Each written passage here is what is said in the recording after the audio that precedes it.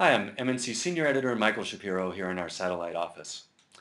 And as part of our report on compact system cameras for travel, I decided to take a look at this high-end point-and-shoot camera by means of comparison.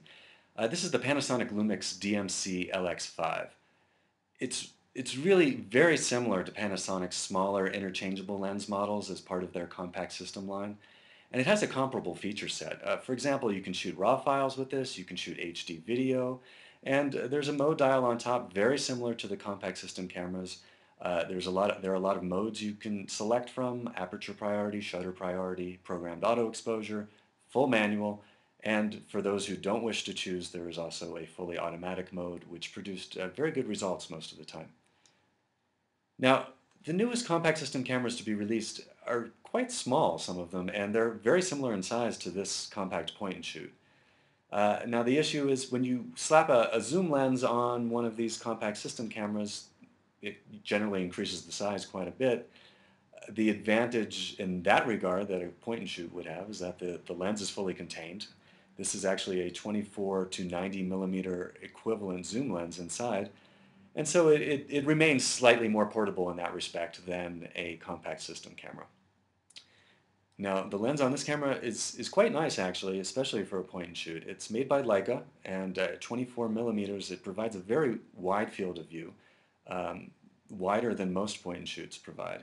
It's also a very fast lens. Its maximum aperture is f2.0. That means it lets in a lot of light, and it means that this camera, in terms of point and shoots, is not a bad choice for low light situations. Typically, point and shoot cameras do not excel in low light situations. This one does a pretty good job. Now, the only problem is that the images it produced a little bit on the noisy side in the shadows, and what I mean by that is if you look in the dark areas of the photo, you can see more graininess, a little bit more than you can see in the results I've seen from some compact system cameras in similar situations.